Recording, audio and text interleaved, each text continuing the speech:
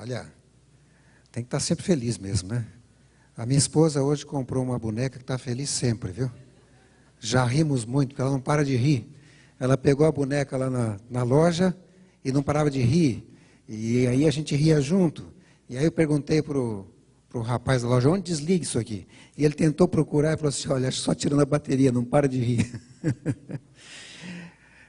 Eu falei, tem que pôr uma em cada cômodo da casa, porque aí vamos rindo, né? Entrou num cômodo, ela sentiu um movimento, começa a rir, a gente começa a rir junto. Está resolvido o problema. Bom, muitas vezes nós tivemos a oportunidade de ouvirmos os hinos lá na Ucrânia, em língua russa, e tentávamos cantar. Eu trouxe hoje apenas um videozinho para mostrar para vocês como é o karaokê de lá, porque afinal de contas, aqui se vocês cantaram também karaokê. Então eu ponho um trechinho de um hino conhecido. Vamos ver se vocês conseguem cantar, né?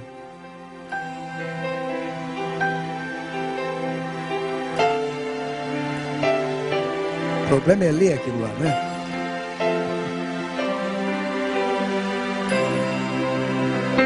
Só para ter uma ideia.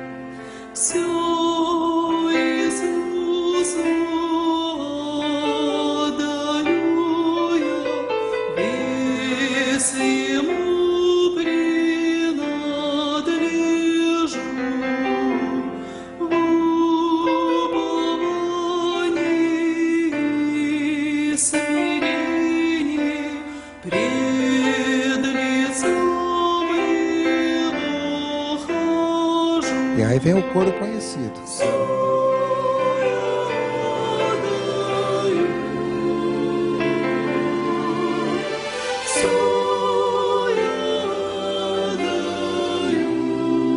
Senhor, тебе, ó Искупитель, tudo a ti, meu Salvador, tudo eu entregarei.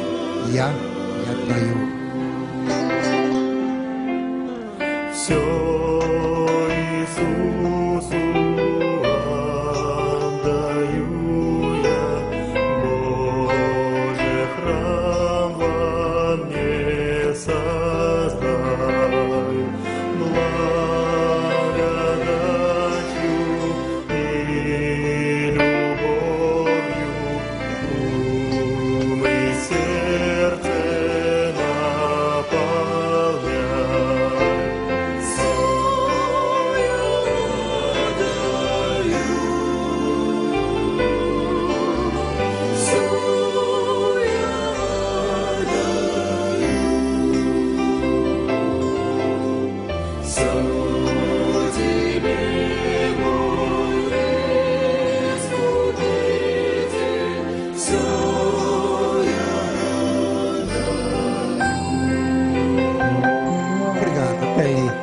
Deu para ter uma ideia de como é a língua russa, né? E a gente vai tentando aprender. Hoje a gente canta, pelo menos ler a gente já não é analfabeto. Então a gente consegue ler essas letrinhas. Eles têm lá algumas letras que a gente fala de forma dupla. Ya, Ye, Yo, Yu, e até tem o I, né? Quando junta o I. E muitas letras a gente está acostumado a ler de um jeito, mas se fala diferente. Muitas vezes a letra é O, mas se fala A. Ou a letra Y lá é o U. Ou a letra B para a gente é o V. A letra H é o N. A letra P é o R. Então acaba... O cérebro tem que começar a acostumar com as novas letras, né? Muito bem. Vamos à nossa palestra de hoje. Apenas relembrando um pouco a respeito da nossa linha do tempo. Eu disse a vocês que quem criou o tempo foi Deus, e Ele criou o tempo para se comunicar com o ser humano, do jeito que o ser humano pudesse entender, lá no começo da criação. Mostrei a vocês como em diversas ocasiões Deus utilizou o tempo para mostrar para o homem o que iria acontecer dentro de algum momento da história. E começamos a colocar em nossa linha do tempo os acontecimentos, desde o início da criação. O pecado ocorre em algum momento da história, E nós temos aí então o grande conflito vindo para a terra, mas a promessa de um Salvador que viria da semente da mulher e destruiria completamente o inimigo.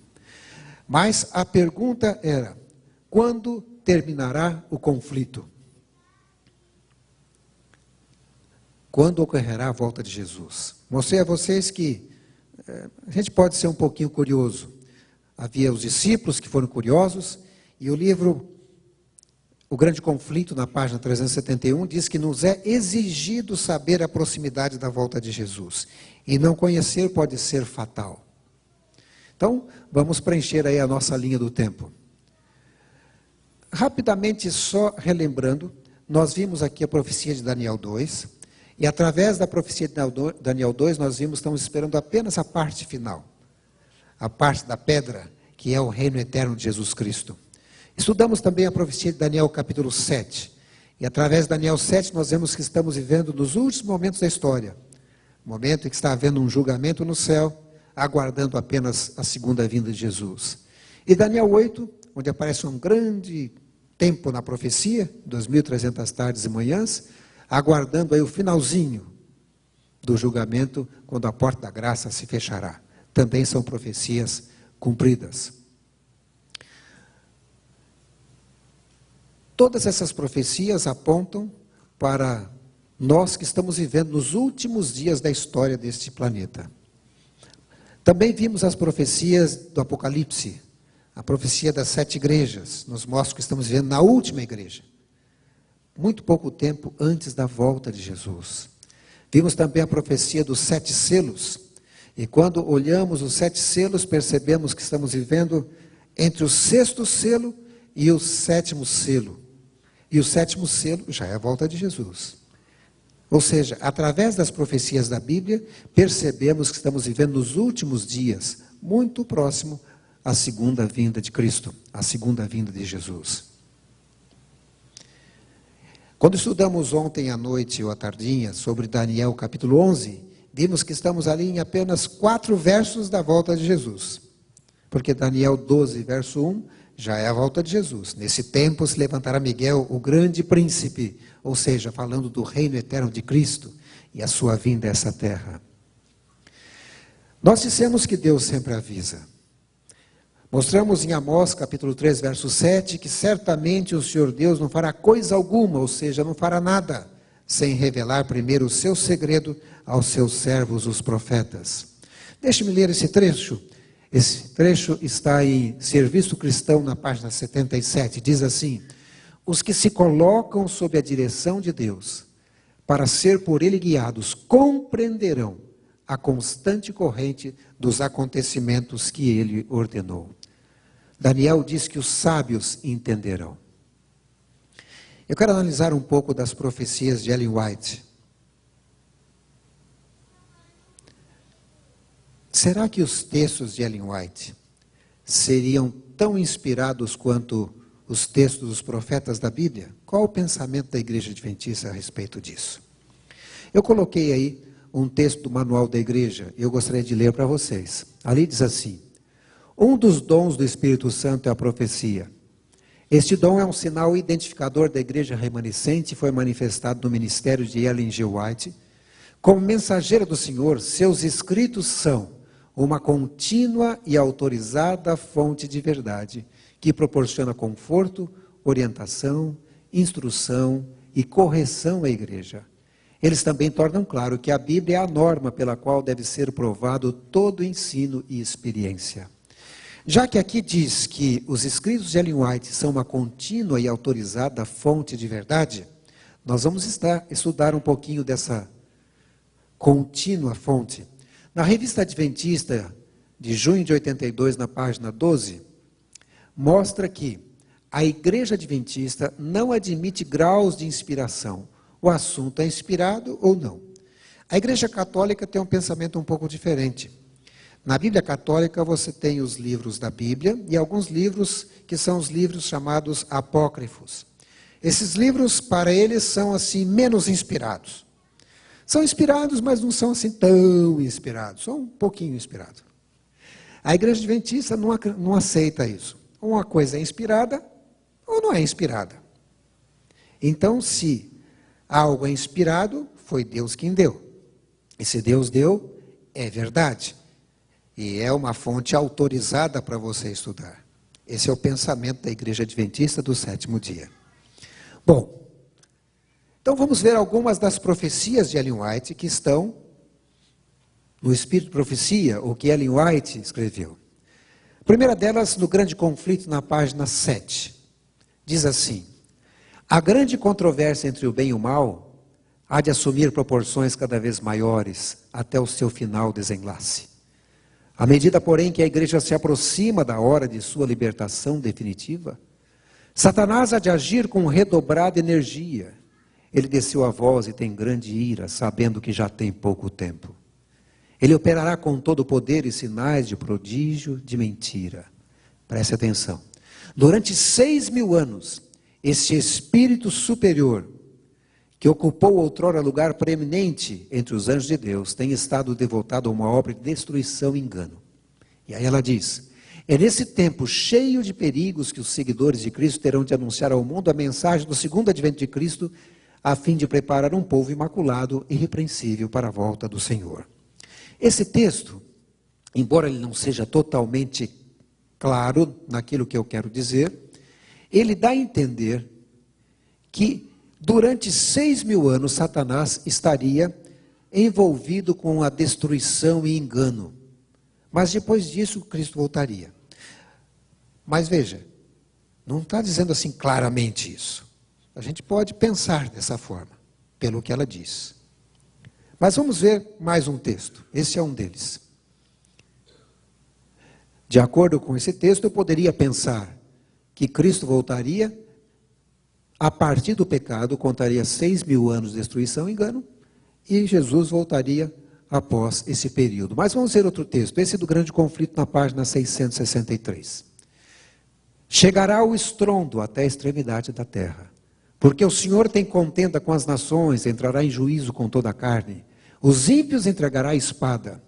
6.000 anos esteve em andamento o grande conflito. Ela está falando no passado. 6.000 anos esteve em andamento o grande conflito. O Filho de Deus e seus mensageiros celestiais estavam em conflito com o poder do maligno, a fim de advertir, esclarecer e salvar os filhos dos homens. Agora, depois dos 6.000 anos, todos fizeram sua decisão. Os ímpios uniram-se completamente a Satanás em sua luta contra Deus. Chegado é o tempo para Deus reivindicar a autoridade de sua lei que fora desprezada. Agora a controvérsia não é somente com Satanás, mas também com os homens. O Senhor tem contenda com as nações, os ímpios entregará a espada. Note o que diz aí: 6.000 anos esteve em andamento, e agora após os 6.000 anos, chega o momento em que todos fizeram sua decisão. E é o momento da segunda vinda de Jesus. Parece que esse texto é um pouco mais claro com respeito a essa questão de 6.000 anos ser a duração em que o pecado reinaria aqui na terra. Não sei se vocês estão entendendo. Os que estão na internet aí, porque tem um grupo que estaria na internet e estaria assistindo hoje, hein? Estou olhando para vocês aí hoje. Espero que vocês estejam assistindo mesmo. Vamos colocar isso na nossa linha do tempo. Então, quando eu coloco na linha do tempo, onde diz que 6.000 anos esteve em andamento o grande conflito, agora todos fizeram sua decisão, chegado é o tempo para Deus reivindicar a autoridade de sua lei que fora desprezada, eu posso responder à pergunta: quando ocorrerá a volta de Jesus? Após 6.000 anos de pecado. Mas, vamos ver mais um texto. Esse está no livro O Grande Conflito, na página 660. Diz assim: durante 6.000 anos, a obra de rebelião, Satanás tem feito estremecer a terra. Ele tornou o mundo como um deserto e destruiu as suas cidades. A seus cativos não deixava ir soltos. Durante 6.000 anos, o seu cárcere, ou o sepulcro, recebeu o povo de Deus, e ele queria conservar cativos para sempre. Mas Cristo quebrou os seus laços, pondo em liberdade os prisioneiros. Ou seja, durante 6.000 anos, as pessoas morriam, mas agora chegou o momento em que Jesus quebra os laços da morte e as pessoas passam a ser ressurretas e ter vida eterna. Também um texto que apoia esse pensamento de que durante 6.000 anos o pecado duraria sobre a terra. E sabe, nós estamos vivendo pouco tempo antes do fim desses 6.000 anos. Não falta muito tempo mais. Olha o que diz o Patriarcas e Profetas na página 342. O grande plano da redenção tem como resultado trazer de novo o mundo ao favor de Deus, de uma maneira completa. Tudo que se perdera pelo pecado é restaurado, não somente o homem redimido, mas também a terra, a fim de ser a eterna habitação dos obedientes. Durante 6.000 anos, Satanás tem lutado para manter a posse da terra. Agora, se cumpre o propósito original de Deus ao criá-la. Os santos do Altíssimo receberão o reino e possuirão o reino para todos sempre, de eternidade em eternidade. Olha o que diz aí. Durante 6.000 anos, Satanás tenta manter a posse da terra.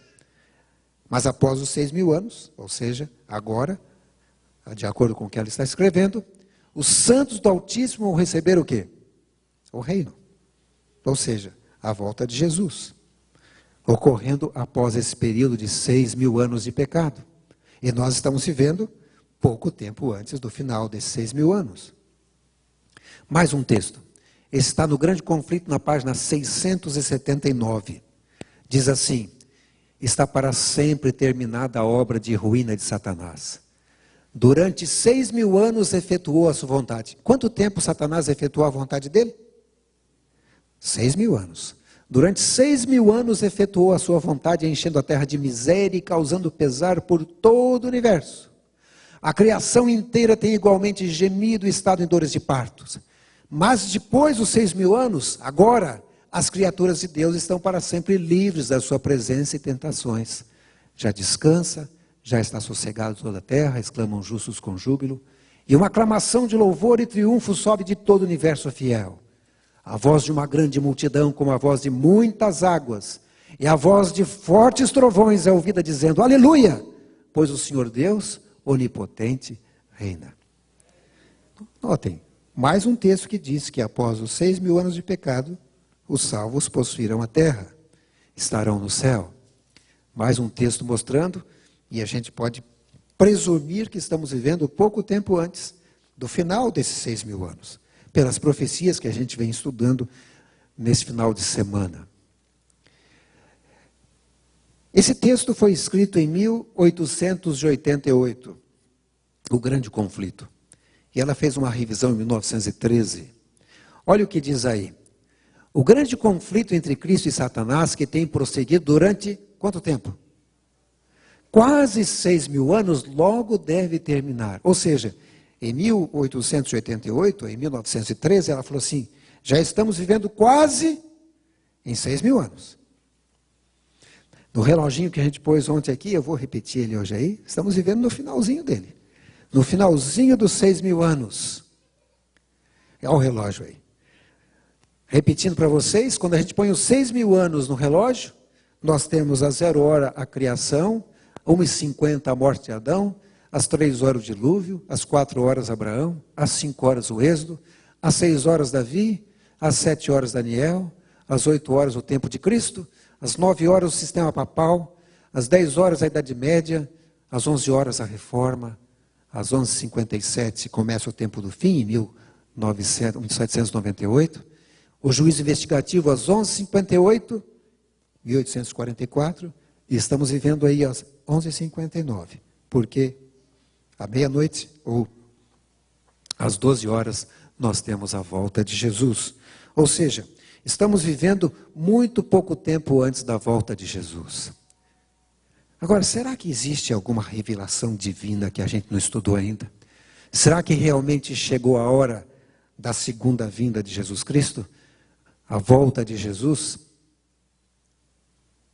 Bom, nós vimos aí que estamos vivendo...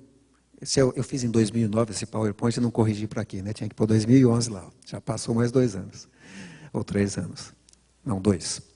Nós estamos aí vivendo no quase 6.000 anos de pecado.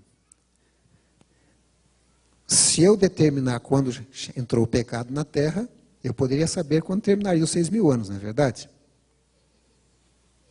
Será que é possível determinar quando entrou o pecado na terra?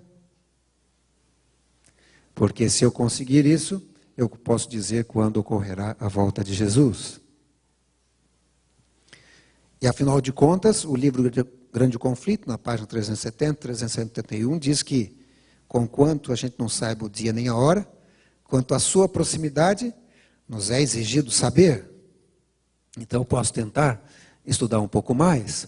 O livro Serviço Cristão diz que aqueles que se colocam diante de Deus para serem por Ele guiados, compreenderão a constante corrente dos acontecimentos que Ele ordenou. Então, será que é possível estudar mais?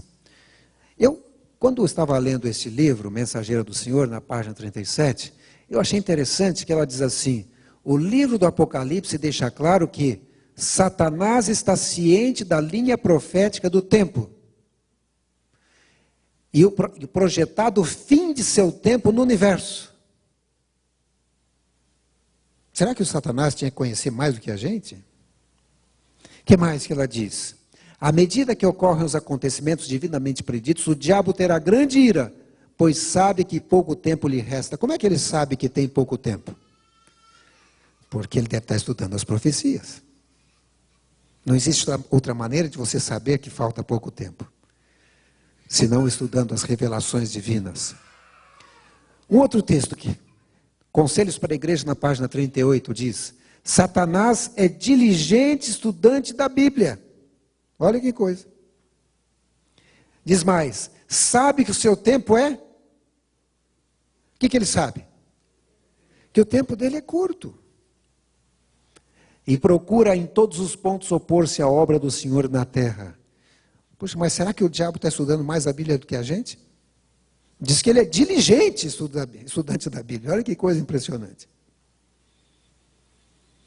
E ele sabe que pouco tempo lhe resta, que não tem mais muito tempo. Bom, vamos olhar de novo a nossa linha do tempo. Vamos pensar um pouquinho aqui. Então, no momento do pecado, tem início a contagem dos 6.000 anos. Quando termina os 6.000 anos, eu tenho o final da contagem dos 6.000 anos e ocorreria a volta de Jesus, de acordo com os textos de Ellen White. E nós vimos aí, no Grande Conflito, também dizendo que o conflito que tem prosseguido quase 6.000 anos, logo deve terminar. Ou seja, estamos próximo do final. Ou seja, estamos vivendo muito pouco tempo antes do fim dos 6.000 anos. Muito próximo à volta de Jesus. Vimos também ali que estamos vivendo a 1 minutinho da segunda vinda de Jesus. Esse livro é um livro conhecido, mas quando eu comprei esse livro na Conferência Geral de 2005, eu achei interessante, porque na capa dele estava escrito assim: 6.000 anos se completando. Você está pronto? E eu falei, esse livro aí apoia a ideia do que eu estou estudando. E quando eu fui ver, realmente eram trechos extraídos do Grande Conflito. Então fazia sentido, era claro. Era o pensamento de Ellen White. Mas no sermão de abertura daquela conferência geral, em 2005, e foi colocado na revista Adventista, olha o que o pastor Martin Obed-Jacobh disse. Amigos, cerca de 6.000 anos atrás, o inimigo sequestrou este planeta. Ele nos mantém reféns. Mas a boa notícia é que nossa equipe de resgate está a caminho, liderada pelo príncipe Emanuel, nosso Senhor e Salvador. Quando ele pregou isso no sermão de abertura da Conferência Geral de 2005, eu disse, olha, então eu posso pegar e pregar também. Ele também está pregando o mesmo assunto, né? E agora, no início desse ano, o pastor Ted Wilson, falando sobre a próxima conferência geral que vai ocorrer aqui no Texas, né? Ele disse assim, eu espero que a gente já esteja no céu. Pelo menos é esse meu pensamento e o meu desejo. E alguém disse assim, poxa, mas é perigoso um presidente ficar falando isso, mas é o anelo dele, e é o anelo nosso também. A gente deve desejar a volta de Cristo o quanto antes, né? É preferível fazer essa conferência geral lá no céu, né? Tem mais lugar, tem mais espaço, mais gente vai poder assistir, né? E principalmente porque vai ter a presença visível do diretor-geral da igreja, que é Jesus Cristo, não é verdade? Seria o ideal mesmo. Mas voltamos aqui à nossa questão. Se eu tenho ali o pecado, 6.000 anos de pecado e no fim a volta de Jesus, e Cristo volta no final dos 6.000 anos de pecado, será que é possível determinar quando entrou o pecado na terra? Vamos ver.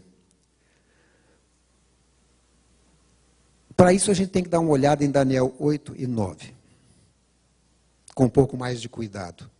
Mas a gente já estudou isso, é as 2.300 tardes e manhãs, eu sei. Mas vamos dar uma olhada com cuidado. Não vou passar todos os pontos, mas o ponto que me interessa. O texto é conhecido, mas vou ler de novo. Daniel 8, 12 a 14. Ele me disse, até 2.300 tardes e manhãs, o santuário será purificado. Uma profecia conhecida. E Daniel recebe uma instrução a respeito dessa visão. O anjo diz, saí para fazer-te entender o sentido dessa visão. Considera, pois, a coisa e entende a visão. E Daniel entendeu a visão, ou pelo menos começou a receber. Essa visão era verdadeira, se referia a dias muito distantes. Entende, filho do homem, essa visão se refere ao tempo do fim. E o tempo do fim é o tempo que a gente está vivendo agora. Dentro dessa visão aparece um tempo específico. 2.300 tardes e manhãs. Mas a primeira parte dessas 2.300 tardes e manhãs é composta de 70 semanas. Daniel 9, 24. Vamos ler lá. 70 semanas estão determinadas sobre o teu povo e sobre a tua santa cidade, para fazer cessar a transgressão, para dar fim aos pecados, para expiar a iniquidade, para ungir o santo dos santos. 70 semanas proféticas são 490 anos. Esses 490 anos, porque um dia profético é um dia literal, nós temos aí esses 490 anos dedicados ao povo judeu. Essas 70 semanas são 70 semanas para os judeus. Eles tinham esse período para fazerem o trabalho, a missão que Deus havia dado a eles. 70 semanas equivale a 490 anos. Se eu coloco a minha linha do tempo aqui, e o anjo disse quando começaria essa linha do tempo, esse período tinha uma data para começar, mas o anjo fala a data está aí, Daniel 9, 25. Sabe e entende, desde a saída da ordem para restaurar e para edificar Jerusalém, até o ungido, Jesus, ao príncipe, Jesus, 7 semanas e 62 semanas, as praças e as circunvalações se reedificarão, mas em tempos angustiosos. De acordo com Esdras capítulo 6, 14 a 7, ou 14 e 7, nós vemos que o decreto da reconstrução de Jerusalém ocorreu no ano 457. Quando eu coloco aqui o início do ano 457, sabe e entende, desde a saída da ordem para restaurar e para edificar Jerusalém em 457 a.C., você deve começar a contar as 490 anos, as 70 semanas. Essas primeiras 70 semanas começariam em 457 e terminariam no ano 34. Claro, os 2.300 anos vai lá para 1844, mas essa primeira parte seria ali.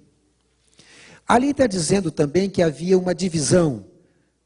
Aqui diz que até o príncipe ungido haveria 7 semanas. O primeiro período é 49 anos. Quando você coloca aqui, você entende melhor. Essas primeiras 7 semanas seriam um período para a reconstrução de Jerusalém. Ou seja, a reconstrução de Jerusalém levaria cerca de 49 anos. Depois tem mais um trechinho de 62 semanas até o ungido.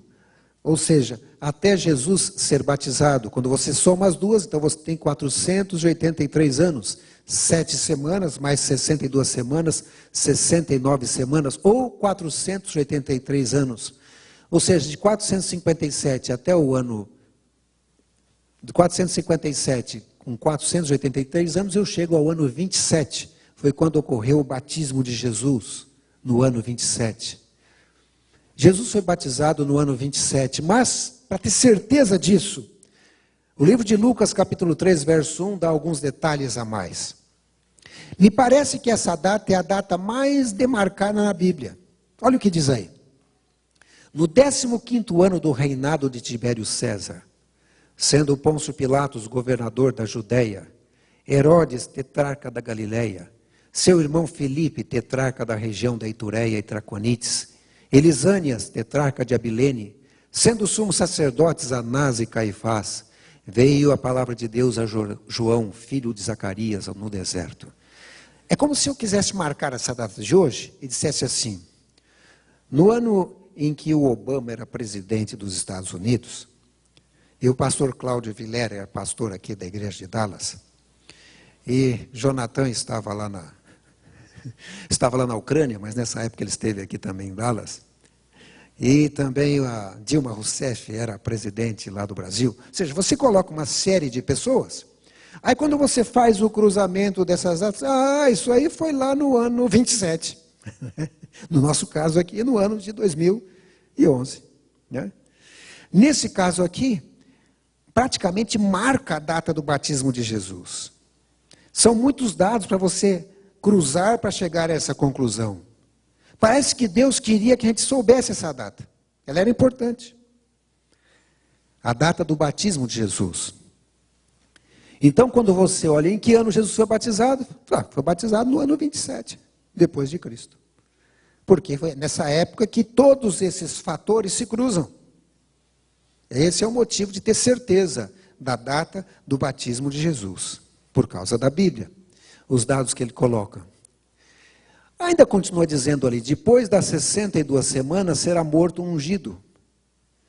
Nesse texto não fala quando ele seria morto, mas diz que depois ele seria morto. Mais posteriormente, no outro texto, a gente vê até a data da morte também. Diz, na metade da última semana será tirado o ungido, ou seja, 3 anos e meio depois do batismo, porque aqui na metade da semana, ou do final.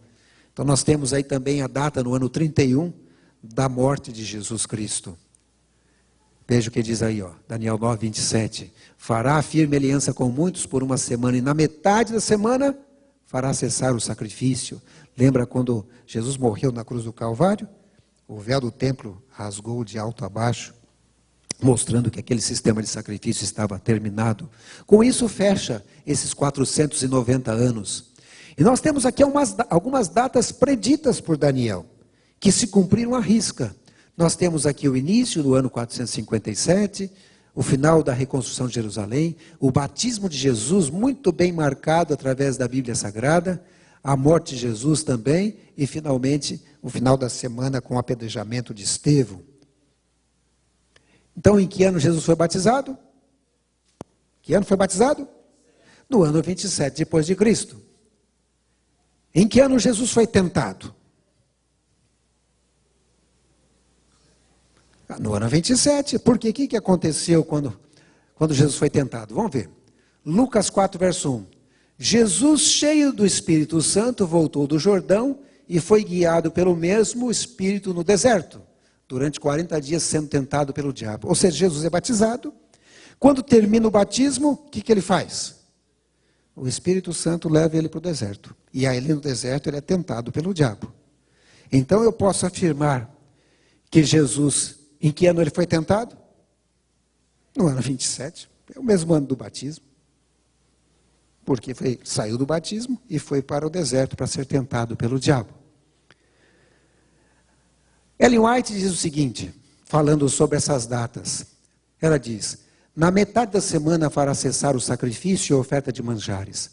No ano 31 de nossa era, 3 anos e meio depois do seu batismo, nosso Senhor foi crucificado. Ou seja, ela também apoia o ano 27 como batismo e o ano 31 como o ano da morte de Jesus. Jesus foi batizado no ano 27 e Jesus foi tentado também no ano 27. Eu estou batendo nessa data, né? É para ficar na cabeça mesmo.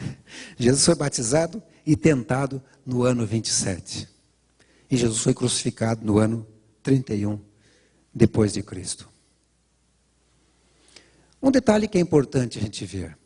Desejar duas nações, na página 235. O tempo da vinda de Cristo, sua unção pelo Espírito Santo, sua morte e a pregação foram o quê? Definitivamente indicados. Por isso que a gente sabe a data. A Bíblia já havia predito e ela mostra para a gente. Ela diz, o povo judeu teve o privilégio de compreender essas profecias e reconhecer o seu cumprimento na missão de Jesus.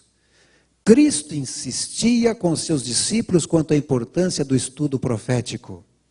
Os judeus interpretaram e aplicaram mal a palavra de Deus e não reconheceram o tempo de sua visitação. Os anos do ministério de Cristo e seus apóstolos, os derradeiros de graça para o povo escolhido, passaram-nos tramando destruição dos mensageiros do Senhor. Terrestres ambições os absorviam, e o oferecimento do reino espiritual foi-lhes feito em vão. Assim hoje, o reino deste mundo absorve os pensamentos dos homens, não observam o veloz cumprimento das profecias e os indícios do rápido aproximar do reino de Deus. Voltamos à nossa linha do tempo. Nós temos aqui, em 1798, o tempo do fim, 1844, o julgamento. Temos aqui a porta da graça se fechando em algum momento, um pouco antes da volta de Jesus. Temos o início da contagem dos 6.000 anos, ali quando ocorre o pecado. Temos a segunda vinda no final dos 6.000 anos. Mas o que essas datas do batismo e da tentação de Jesus têm a ver com a entrada do pecado no mundo? Vou ver um texto para vocês. Esse texto está no Deserto da Tentação, na página 95. Leiam lá. Sobre as margens do Jordão, a voz do céu, acompanhada pela manifestação da excelente glória, proclamou que Cristo é o Filho do Eterno. Satanás estava prestes a encontrar-se pessoalmente com o chefe do reino que ele veio para vencer.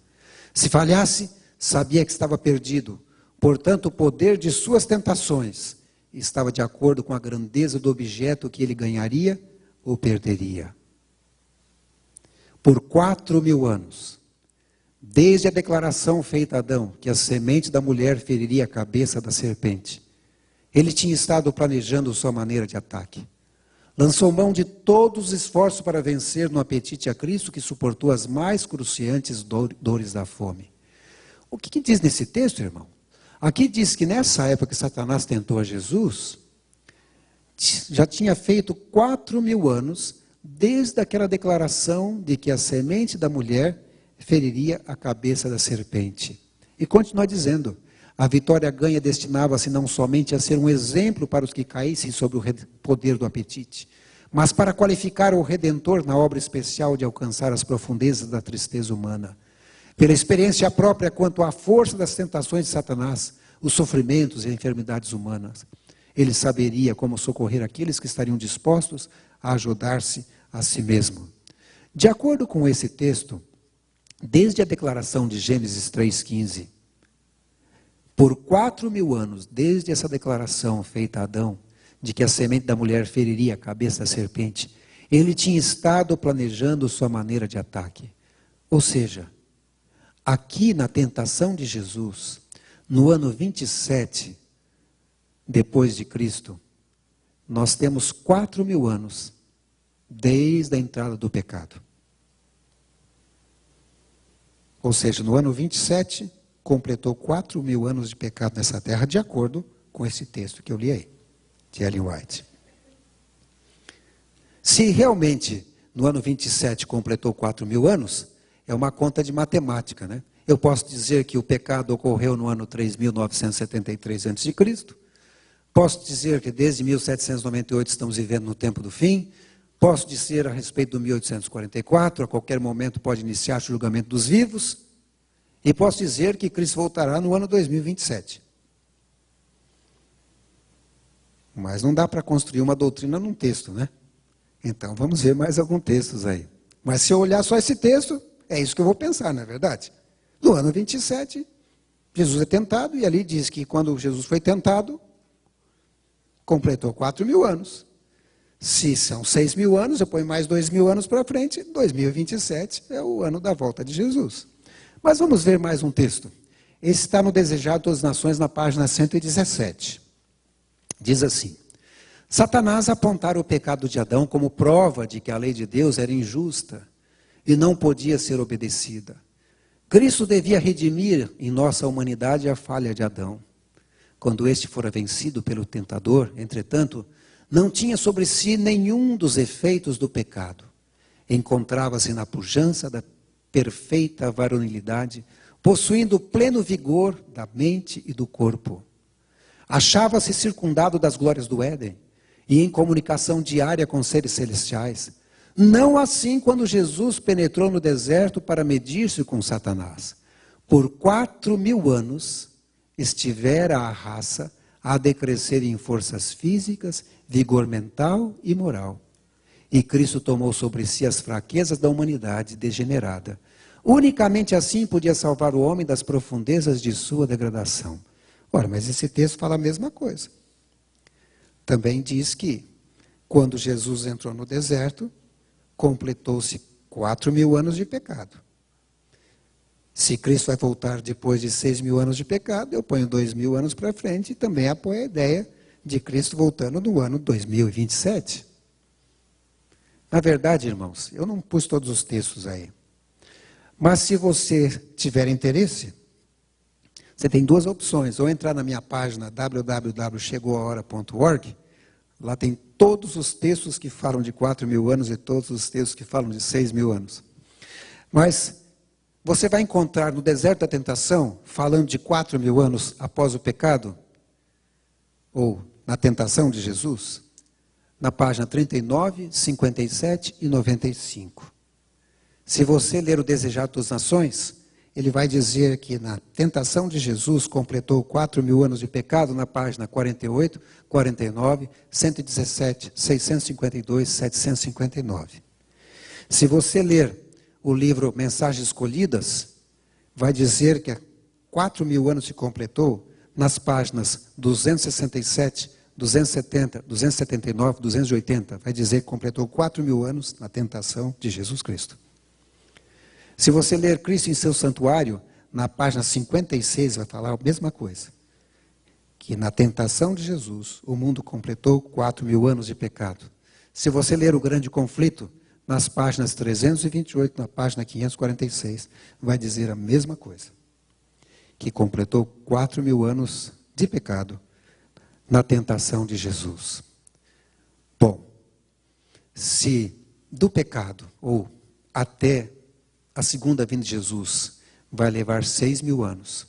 E se a tentação de Jesus ocorreu no ano 27, a conta é muito simples. 4.000 anos até a tentação de Jesus, mais 2.000 anos até a sua volta. Mas eu sou muito curioso.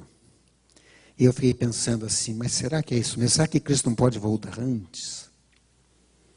Será que essa data está certa? Aliás, tem um texto em que dá a entender que Cristo poderia voltar, ou que os 4.000 anos completaram no ano 31. Eu falei, mas será que Cristo não poderia antecipar a sua vinda? E aí eu continuei estudando, irmãos. E eu percebi que em São Mateus 24, verso 29, aquele sermão profético de Jesus, ele diz assim, logo em seguida a tribulação daqueles dias, o sol escurecerá. Essa tribulação daqueles dias seria aquele período de 1.260 dias ou 1.260 anos. Na verdade, o que Jesus está querendo dizer é o seguinte, olha, logo após aquele período, que o Apocalipse também fala a respeito, em que o povo de Deus vai para o deserto, sofre, né? Também em Apocalipse 12, 14, falando sobre um tempo, tempos e metade de um tempo, um período de perseguição do povo de Deus.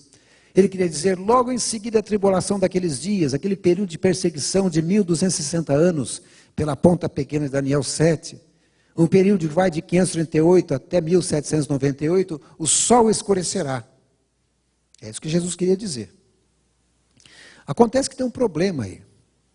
Se ele está falando que após 1798 o sol vai escurecer, o sol escureceu no dia 19 de maio de 1780. Então eu fiquei pensando, será que Jesus errou aí? Mas errou feio, né? 18 anos. Como profeta ele devia ter acertado em cima, na mosca. Tinha que ser depois de 1798. Mas o sol escureceu em 1780. Será que Jesus errou essa profecia? Será que eu achei uma profecia que Jesus errou? Ou um erro de Jesus?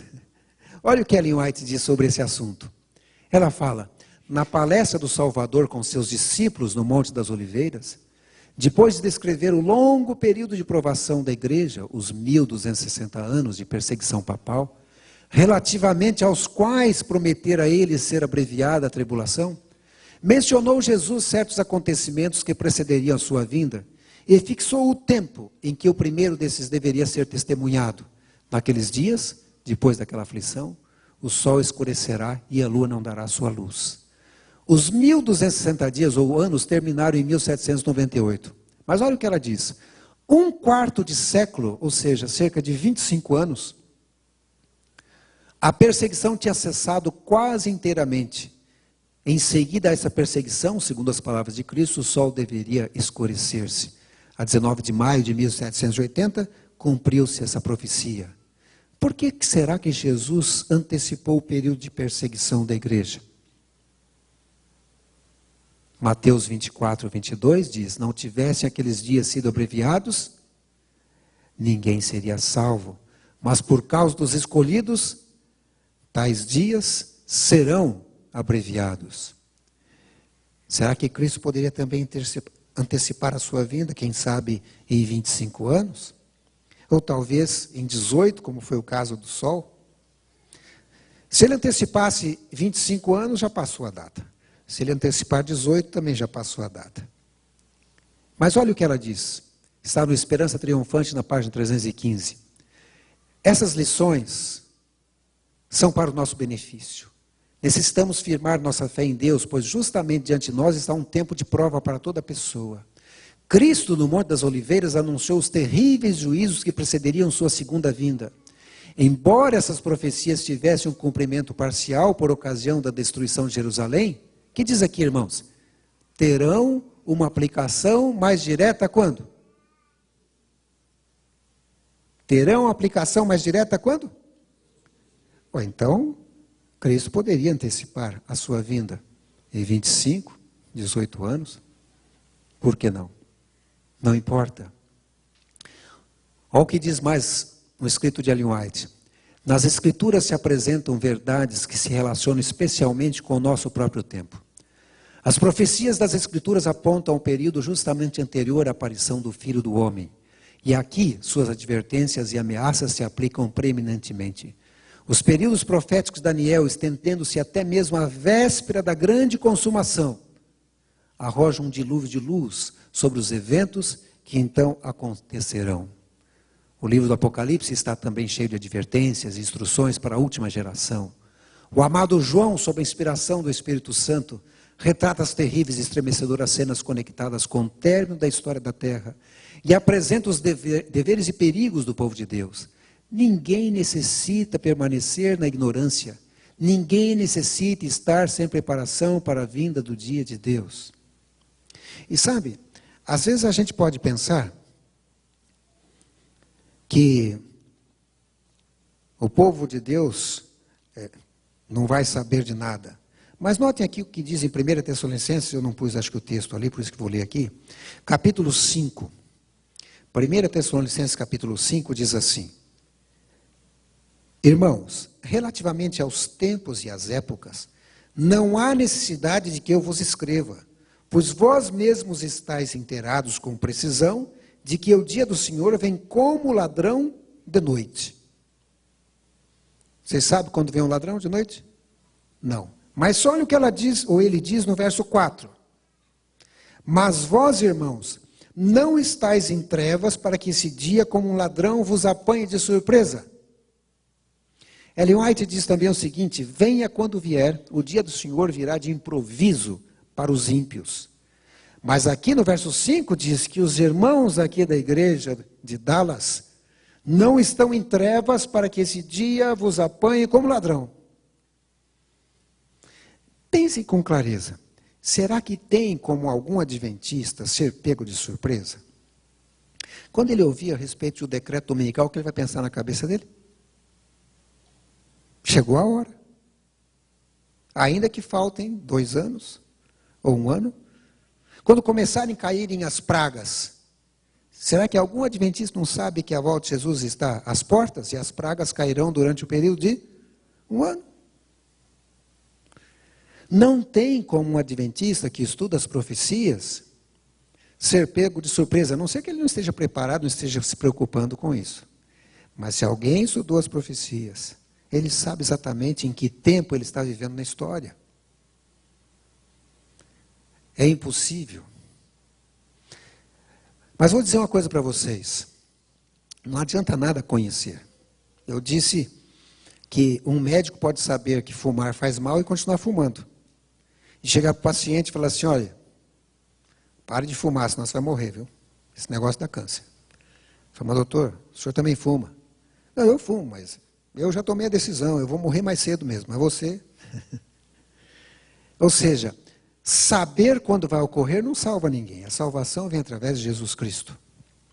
E olhe, existe um perigo muito grande da gente ficar dormindo, mesmo sabendo de tudo isso. Há um outro detalhe aqui, é bom ler esse texto também. É o texto Desejado nas Nações, na página 69, mencionando o dia da volta de Jesus, dizendo que seria abreviado, falando de Mateus 24, ela fala assim, que o discurso de Cristo de Mateus 24 foi dado não para os discípulos somente, mas para aqueles que haveriam de viver quando? Nas últimas cenas da história terrestre. Ela diz também no Desejado das Nações que Deus tem dado aos homens a advertência dos juízes por vir. Aqueles que tiveram fé na mensagem, por ele é enviada para o seu tempo, e agiram segundo a fé em obediência aos seus mandamentos, escaparam os juízos que caíram sobre os desobedientes e incrédulos. Aqui diz que os discípulos tiveram aviso da destruição de Jerusalém. E agora estamos dando aviso da segunda vinda de Cristo e da destruição impendente sobre o mundo. Os que ouvirem a advertência serão salvos. Em Mateus 25 tem a parábola das 10 virgens. Quem são as 10 virgens? O que elas estão esperando? O noivo. Quem é o noivo? Então elas estão esperando a volta de Jesus, não é verdade? Então são adventistas. As 10 virgens são adventistas. O que elas têm na mão? Uma lâmpada. O que a própria Bíblia diz que é a lâmpada? Lâmpada para os meus pés é? Opa, então, quantas tem a lâmpada, irmãos? Todas 10, que maravilha. A lâmpada está apagada ou está acesa? Acesa. Acesa. E elas estão esperando a volta de Jesus, não é? Estão esperando o casamento. Mas sabe, irmãos, se o fato da lâmpada estar acesa é sinal que tem um óleozinho lá, um azeite. Está acesa. Mas que dá um sono, irmãos. E nesse sono, quantas dormem? Dá até vergonha de falar, né? Mas a igreja adventista inteira de Dallas dorme. Ou melhor, do mundo inteiro. Às 10, 100% de sono. Mas tem um momento que alguém que não estava dormindo, não sei quem, dá um grito e fala, olha aí, veio o noivo, quantas acordam? Que beleza, ainda bem, todas acordam. Olham para a lâmpada, está acesa ou está apagada? Quantas tem a lâmpada acesa, quantas tem apagada? Todas estão apagadas, mas que coisa terrível. Tem que acender, né? Tentam acender. Conseguem? No primeiro momento não conseguem. Mas tem um azeite extra. E aí começam a colocar o azeite na lâmpada. Mas parece que não são todas. Quantas tem o azeite extra? Só 5. Mas onde que essas virgens acharam esse azeite? Que na hora ali do sufoco tinham esse azeite extra? Com certeza foi antes de dormir. E com certeza foi antes do noivo chegar. Por enquanto estou vendo que ninguém está dormindo ainda. Beleza. Então ainda existe a oportunidade de conseguir esse azeite. O que é esse azeite de acordo com a própria Bíblia? É o Espírito Santo. Esse é o momento da gente pedir pelo Espírito Santo. Eu não sei quantos oram pelo Espírito Santo, mas tem que orar. Porque vai fazer falta. Então você tem que orar agora pedindo, Senhor, põe mais Espírito Santo na minha vida. Porque vai chegar um momento em que mesmo você não querendo, pode ser que você durma. E pode ser que chegue um momento em que a sua fé esteja tão pequenininha e talvez a lâmpada até apague, mas com azeite extra a coisa vai avante. Como é que a gente faz para ser virgem prudente? Porque a Bíblia diz assim, que 5 virgens eram prudentes e 5 virgens eram nécias. Isso é muito simples, viu, irmãos? É só você adotar o estilo de vida de virgem prudente. Como é que é o estilo de vida de virgem prudente? O estilo de vida de virgem prudente é o estilo de vida de Jesus. É meio complicado para os dias de hoje, porque é o seguinte, a virgem prudente, ela come diferente. O mundo inteiro come de um jeito e a virgem prudente come diferente.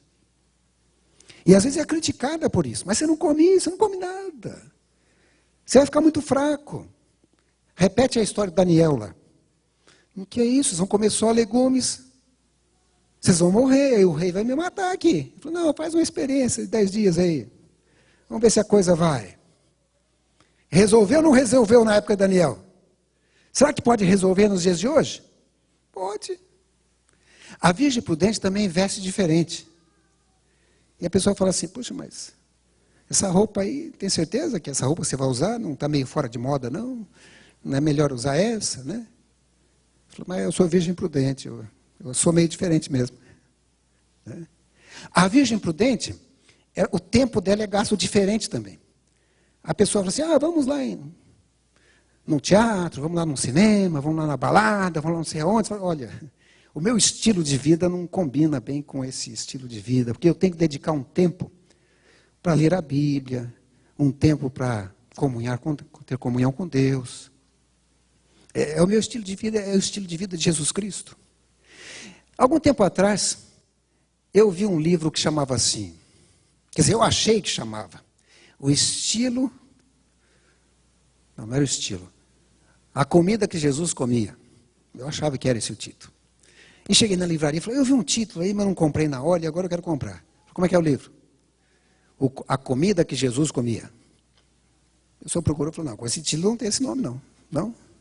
Então, a comida de Jesus e seus discípulos, acho que é essa. Procurou, não, também não tem não. Eu falei, não é um livro religioso, não, é um livro de dieta. Ah, pô, então peraí, vamos achar aqui. Fui lá no lugar da dieta e descobri um livro, A Dieta de Jesus e seus Discípulos. Falei, opa, é esse aí mesmo. E eu levei o livro. E nesse livro, a pessoa mostrava o que Jesus comia. Como era a alimentação dele. Não tinha nada a ver com Ellen White, nem era adventista autor.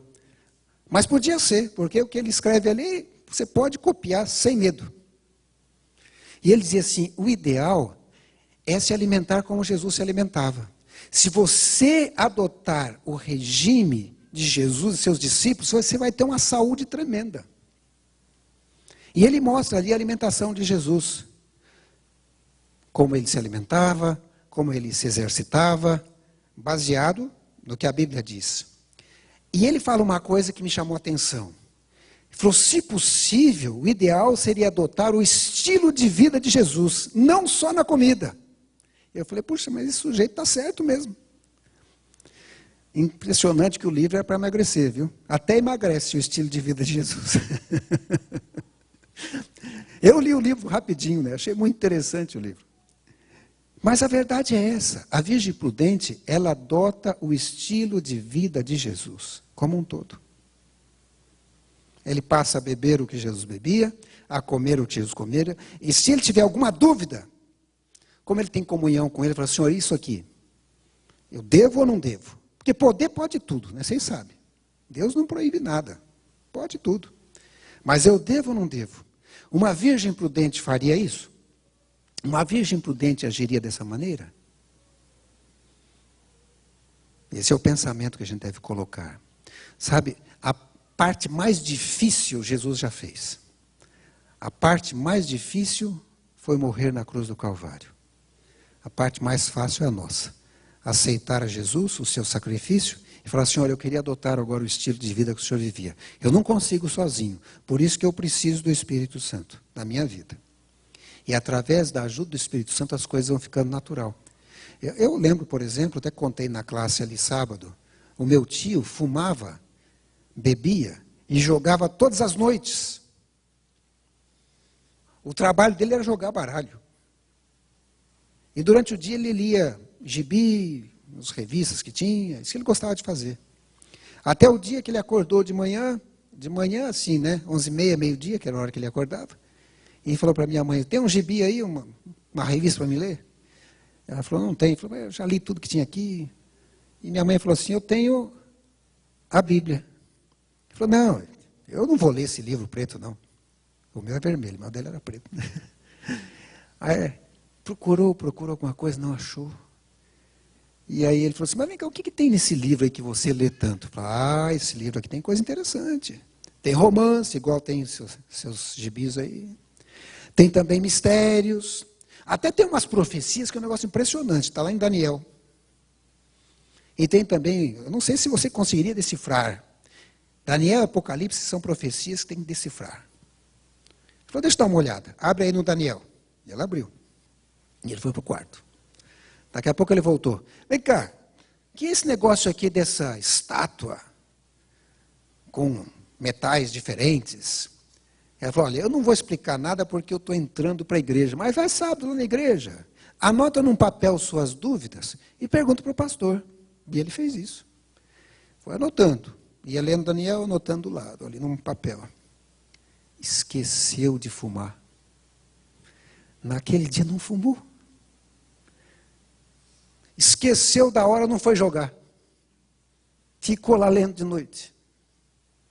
No outro dia continuou lendo. No sábado estava na igreja. Cheio de perguntas para o pastor. Acabou sendo convidado para almoçar com os irmãos. Almoçou com os irmãos. Eu reconheço que na vida dele foi um milagre. E alguns podem até conhecê-lo. O nome era Afrânio, mas se tornou pastor Afrânio Pereira de Oliveira. Hoje é pastor jubilado. Como é que Deus muda uma pessoa assim que gosta de uma coisa e todo dia está fazendo aquilo e muda? É o Espírito Santo. Não tem outro jeito. Então, não tem dificuldade se você coloca nas mãos de Deus, nas mãos do Espírito Santo. Mas tem que mudar, porque se não mudar, a data, o relógio continua correndo. Vai passar rapidinho. Para aqueles que estarão esperando, vai ser um dia maravilhoso. É o dia que nós estamos esperando. Mas o sexto selo mostra que para aqueles que não estão esperando, vai ser um dia terrível. É melhor ser um dia maravilhoso, um dia de alegria. Ainda dá tempo. Nós estamos na época da preparação. É a época que a gente pode colocar o azeite dentro da lâmpada. Sabe, a Bíblia mesmo diz que vai chegar um momento em que esse livro vai ser tirado. Mas isso não tem problema, porque a Bíblia também diz que o Espírito Santo vai fazer você o quê? Mas eu não sei de alguém que pode lembrar alguma coisa que nunca viu. Aí já fica complicado, né? Para lembrar, você tem que ler. Pelo menos uma vez, senão não lembra, né? É a mesma coisa, você lembra tal coisa? Eu não vi. Quando foi? Você não viu? Não. É claro, não vai lembrar, não viu. Então, esse é o momento de ler. É o momento de colocar na mente. Aí o Espírito Santo vai poder fazer você lembrar. Coloque na sua mente, na sua vida, um novo estilo de vida. O estilo de vida de Jesus Cristo. Porque certamente a segunda vinda de Cristo está próxima. Nós estamos vivendo os últimos dias da história deste planeta. Eu sei que eu falei rapidamente e há muito mais coisa que eu poderia falar. Se puder, acesse lá o www.chegouahora.org. Lá tem o livro completo com detalhes disso aqui e mais alguns artigos. De vez em quando eu vou pondo alguma coisa lá. Isso vai ajudar vocês, quem sabe, a ver um pouco mais do estudo. Que o Senhor abençoe vocês. Que o Espírito Santo derrame sobre vocês sabedoria, conhecimento e que no dia glorioso da sua vinda o azeite esteja de tal forma abundante que a lâmpada continue acesa para ir com Cristo nos céus. Amém?